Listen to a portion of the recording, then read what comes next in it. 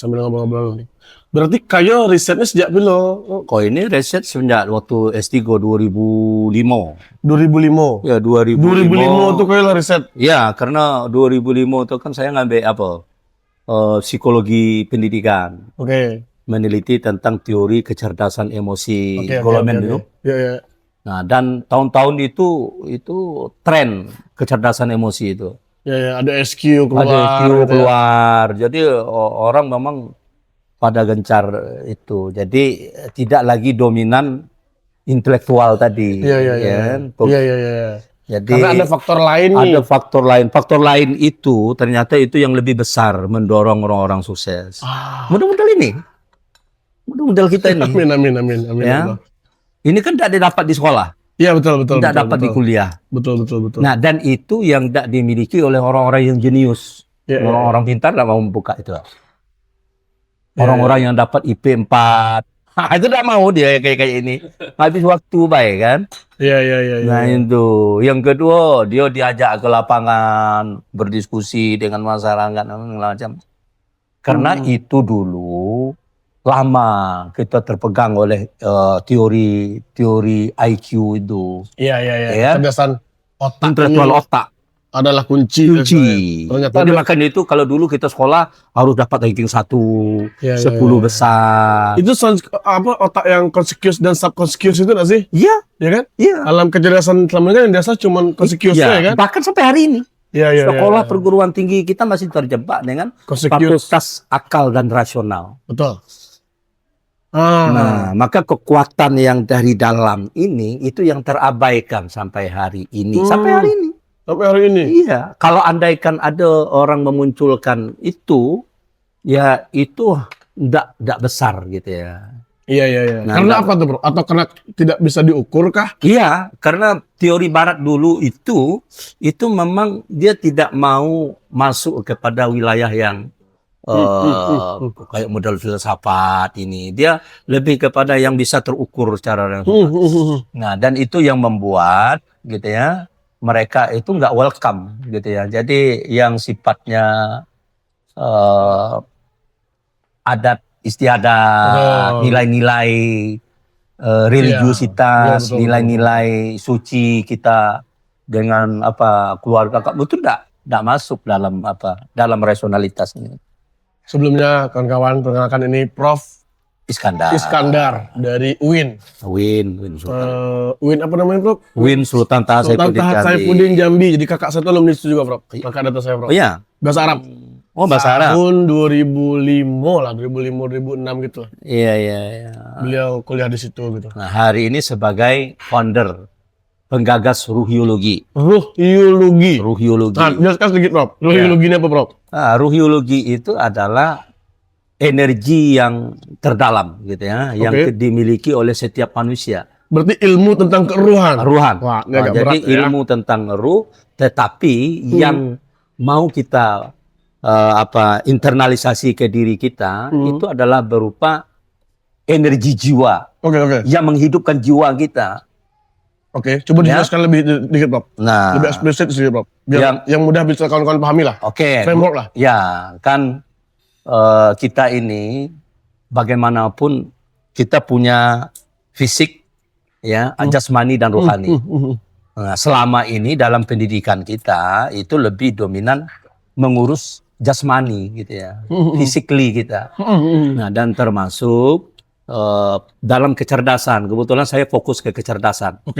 Nah, kecerdasan sekarang ini kecerdasan intelektual, ya kan, kognitif, matematik, logika. Nah, itulah yang dipegang oleh ilmuwan-ilmuwan. Ya, dan itu sudah berabad gitu ya. Dan sampai hari ini kita ya kiblat kita itu. Ya, kita selalu mengarah ke situ. Dan ternyata hari ini jadi masalah bagi umat ini. Ya. Karena terlalu fokus ke situ. Terlalu fokus. Maka abad 21 ini sudah disampaikan oleh para ilmuwan hasil risetnya. Apa yang terjadi yaitu krisis mental. Krisis mental. Ya, kesehatan mental. Kesehatan mental. Makanya WHO sekarang kan udah ngomong sekarang. WHO 2025 terbaru, 1 dari 3 Gen Z itu bermasalah. nggak bermasalah. 1 dari 3 Gen Z. Iya. Itu bermasalah berat loh. Berat. Tapi mayoritas kena gangguan itu. Oke. Makanya ada tren belakangan ini quarter life crisis. Ya. Jadi itu Masa-masa pencarian karena otak mereka tajam tapi bingung mau main. kosong. Ada kekosongan. Nah, kekosongan inilah ruhiologi menjawab. Kemarin ada salah satu influencer nasional itu bilang gini, Prof. Mungkin tadi Prof korelasikan lah, Prof. Ya. Dia udah sukses, udah dapat semuanya. Iya. Tapi dia merasa kosong. Dan dia pun nggak tahu kenapa kosong itu. Makan aman, hidup terkenal, keluarga tidak ada masalah, tapi dia tetap kosong loh. Apakah ada korelasi ke situ, Prof? Iya. Itu jawabannya. Oke. Jadi hari ini misalnya Gen Z, dia punya segalanya. Oke. Akses dia punya, Ya. gitu ya. Duit dia punya, pekerjaan dia punya, kesibukan dia punya. Ketika dia berekspresi, ketika dia istilahnya diam lah, Ya. dia mentok, gitu ya. Mau Betul, kemana? Ini. Nah, Betul. ternyata memang ada kekosongan. Namanya itu kekosongan jiwa. Kekosongan jiwa. Nah, tapi lebih dalam, kalau dibawa dalam keilmuan psikologi, itu jiwa itu nggak bisa dipelajari. Oke. Itu belajar psikologi kita kan? Perilaku. Saya ini kan profesornya psikologi pendidikan. Berarti yang dipelajari bukan jiwa sebenarnya. Bukan. Tapi perilaku. Nah, sementara kalau dibawa dengan keilmuan ya, yang religiositas, keilmuan yang apa namanya itu nilai suci yang kita yakini, Betul. jiwa tuh bisa dipelajari, dipahami. Oh gitu. Iya. Memang kita adalah bagian dari hidup kita itu yang menggerakkan kita ya jiwa. Betul. Nah, jiwa itu kemana sandarannya? Oke. Nah, di situ masuk ruhiologi. Oh. Jadi sekarang ini kan kita itu dalam diri manusia itu ada akal, ya, ada nafsu, ada kalbu, ada ruh. Ya, betul. Nah, oke. Betul. Nah, sekarang ini gimana cara kita memahami itu? Itu namanya kita mengenal diri kita. Perlu kita memahami diri kita. Ketika kita memahami diri kita, pasti kita mencari dari mana asal-usul kita tersebut. Itu pertanyaan yang harusnya timbul di setiap akal insan gitu ya. Iya. Maka kalau itu yang muncul, itu akan ketemu kedamaian. Kenapa? Ada tempat kepasrahan kita, kesadaran kita muncul. Hari ini orang pintar tapi tidak sadar. Oke, yang menarik itu berarti nantilah kita berbicara ending eksistensi Tuhan, tapi tidak dapat kita pungkiri manusia itu butuh itu. Pasti. Makanya ketika itu tidak ada, terjadilah krisis mental. Nantilah kita mencari endingnya kemana. Itu mengalir. Itu mengalir gitu. Tetapi pada dasarnya manusia itu butuh kepercayaan dan kesadaran itu. Bahwasanya kita tuh memang objek yang lemah dan membutuhkan sandaran itu. Oke. Kesadaran itu harus risetnya. Iya. Kesadaran itu nggak bisa kita dapat secara tiba-tiba muncul. Oke. Makanya itu dengan kita hadir berdiskusi yang seperti ini, itu kan kita menyentuh, menggugah. Betul. Oke. Kita coba refleksi dengan apa aktivitas-aktivitas kita. Pada itu nanti kan ketemu, oh ternyata saya ini tidak ada apa-apanya. Tapi bukan berarti pasrah. Oke. Ya. Nah, ada nggak, Prof, pola untuk menanamkan kesadaran itu di setiap masing-masing insan? Ada. Iya. Karena memang dia sejatinya masing-masing kita itu dia udah ada. Jadi kuncinya kalau ruhiologi itu bagaimana kita mampu mengaktifasi. Mengaktifasi itu. Oke. Kalau dia aktif, ya otak kita, kreasi kita enak. Dan itu bisa kita training harusnya orangnya. Iya. Wah. Itu yang Jadi mau kita bukan itu kan gini. Penemuan gila nih sebenarnya. Ya, ini kan akibat dari apa? Dulunya ini beliau-beliau ini yang membongkar dulu. Gimana ini kita bumikan. Yang melangit tadi kita bumikan. Jadi nanti trainingnya itu bukan sekedar selesai training, selesai enggak. Ini memang harus paham kita dari hulu sampai hilirnya. Iya, iya. Ya, makanya itu alhamdulillah hari ini kan kita coba tawarkan beberapa lembaga gitu ya untuk mencari model Oke, oke. gitu ya. Yang menarik gitu ya. Apa Bantu matikannya pakai datanya. Kan? Kita perilaku kita yang berupa apa? Suara kebenaran, suara hati yang terdalam kita. Oke. God light, ya. Good luck. Oke. Nah, yang selama ini kita cuma diarahkan oleh logika kita dengan keinginan-keinginan kita. Jadi cahaya itu tertutup. Oke. Oke. Nah, sekarang ini yang mau kita munculkan, Oke. yang keluar. Jadi sehingga apa tadi produktivitas kita itu punya nilai, punya makna. Kita tidak hanya sekedar menolong orang dari apa, misal contoh ya. Nah, waktu turun ke tempat apa? Ya, tempat kita kembali sekolah ke itu. pedalaman, Pak. Kalau dengan ruhyologi itu nilainya bukan sekedar nilai Oke, apa oke, oke. yang kita dapat apa tadi. Ya. Gimana, Pak? Coba jelaskan sedikit, Prof. Ini ada case langsung gitu ya, menarik buat dijabarkan. Bagaimana perjalanan kita kemarin itu ternyata memiliki impact. Nah, rasionalisasi saintiknya gimana tuh, Pak? Oke, semuanya kita nih manusia itu harus dari rasional. Oke. Keyakinan kita itu kalau nggak masuk akal nggak bisa, Oke. ya kan? Nah, sekarang ini Anda bisa ke bisa ke tempat itu kan dengan rasional, dengan otak, kan bisa dengan apa? Perasaan tiba-tiba. Perasaan tahu-tahu nyampe di situ. Betul, betul. Cuman maksudnya ketika rasionalitas kita itu kita gunakan secara maksimal berdampak gitu ya, maka kita butuh nilai kan, kita butuh makna. Oke. Pemaknaan. Pemaknaan Dalam tadi. setiap aktivitas yang kita Dalam lakukan itu. setiap aktivitas yang kita lakukan. Kalau dia itu kosong, Oh, ujung oke. capek kita. Oke, dapat duit kita. Oke? Dapat duit, paling makan, minum, apa segala macam. Nah, kita udah ya enggak punya apa tadi. Tapi kalau kita punya sandaran bahwa nilai ini nanti akan berdampak kepada orang lain, berdampak kepada kita terasa, rasa. Maka ruhyologi itu adalah kecerdasan rasa. Oke. Kecerdasan rasa. Rasa.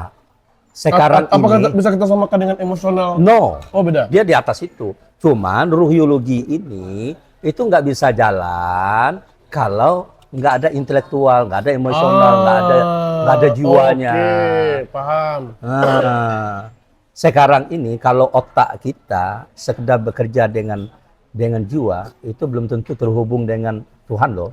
Nilainya. Oke. Ya, kita capek ujung-ujung kan ngeluh. Tapi kalau kita udah bekerja secara kafah total, ya dengan kita usaha yang kita, ujung kan kita ada kepuasan, kepasrahan kita. Oh, makan banyak, maka nanti ilmu itu kan ilmu hikmah jadinya. Iya. Di balik semua yang kita kerjakan ada hikmah. Hikmah apa yang kita Apa? dan itu berasal dari pemaknaan itu sendiri. Kan timbul keyakinan kita. Terus Betul. akhirnya apa? Kedewasaan kita nanti. Jadi enggak kita terima sing selabin aninya tadi. Dan puzzle-puzzle itu bertemu dengan sendirinya, betul, Pak. Maka aku bilang dengan beliau ini, ya maka selalu beliau ini nyari sama segala macam. Ya hari ini ya mungkin belum lah terbuka, Ya, gitu ya, ya. ya. Tapi pada waktunya nanti enggak ada pasti kita mencari itu. Ya. Kenapa? Ukuran kita di Indonesia, kita ini dasar negara kita Pancasila. Oke. Yang nomor satu apa? Ya, ketuhanan yang Maha Esa. Ketuhanan. Masa kita istilahnya itu hanya sebagai label Betul. aja. Iya, Nggak ketuhanan kita, ya. nggak kita internalisasi. Ya, masa poin nomor 1 itu bertolak belakang dengan saintifik gitu kan? Nah. Berarti apa Iya, tadi? iya, iya. Kan gini ya. Nih kita duduk nih. Ini ibadah loh. Iya, iya betul, Pengabdian. sepakat. Gitu. Ya. Tapi kalau bagi orang yang rasional, dia mulai hitung-hitungan. Iya, langsung transaksional akhir nih kan? Transaksional akhir. Kenapa? Rugi. Untung rugi. Oke. Tapi pada posisi kalau kita nanya ini pun luar biasa. Silaturahmi ini. Betul. Ayo, kemarin waktu di Medan ya? Betul apa ya? Nah hari ini ketemu tatap Di luar kendali. ini di luar. Dan itu kalau dalam itu kan ada apa ya? Energi, vibrasi, nanti ada frekuensi. Dengan kalau sekiranya frekuensinya nyambung, ada nyambung segala macam, itu terjadi. Jadi kira-kira ini adalah spesifikasi dan kajian mendalam tentang the law of attraction. Ya. Ya udah. Ya, makanya ini dia bisa dibawa ke mana saja. Gitu Betul, kan. betul. Bro, ini nggak ada bukunya, Bro. Udah ada, Bro. Waduh, harus dapat saya buku ini. Coba mobil ya. Nggak salah ada mobil ya. Aman. Iya, aman. Jam berapa pesawatnya? Setengah satu.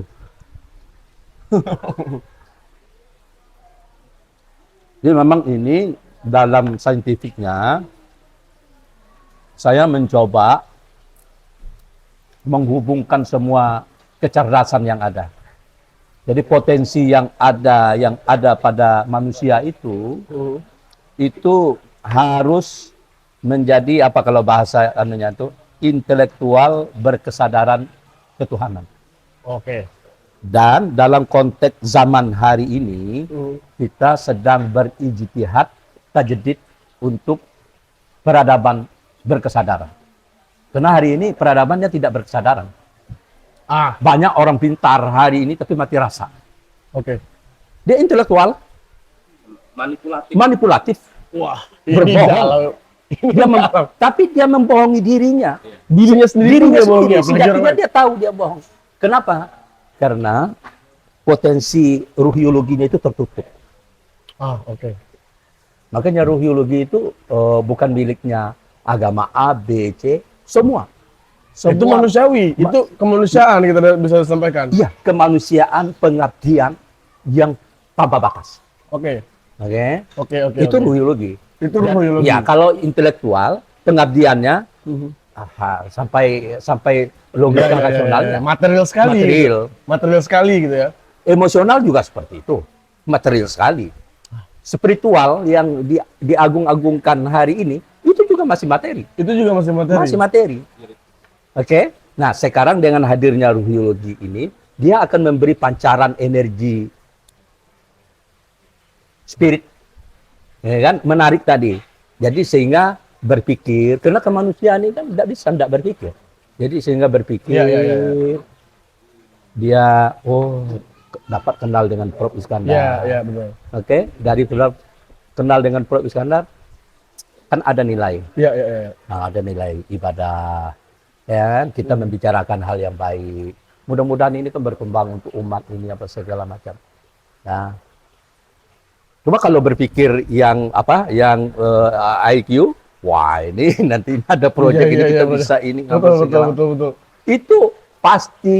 Sebenarnya kalau kita tidak mendalami ruhiologi hanya dengan intelektual itu malah kan membatasi dia harusnya kan, Bro. Iya. Ya kan? Dan itu harusnya kan? Ya kan? Wah, makanya saya bilang sekarang ini, orang bilang, wah ini tasawuf tidak. Enggak, kita nggak masuk tasawuf. Gitu ya. ini umum sebenarnya. Universal. Oke. Cuma selama ini nggak ada diangkat di dunia pendidikan kita hari ini. Gimana, Bro? ini enggak bahasan untuk anak-anak muda. Maka hasil diskusi dengan beliau ini dengan almarhum coba Toto dulu itu yang kita coba. Jadi selama ini kalau bahasanya bahasa ustadz ya terfragmentasi lah dia. Iya, betul. Anak muda nggak mau. Maka oleh orang-orang ini Prof energi jiwa yang menghidupkan jiwa supaya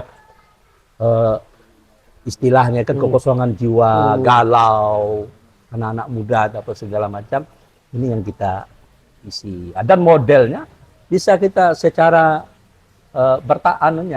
pilihan, ya tidak harus yang secara ekstrim.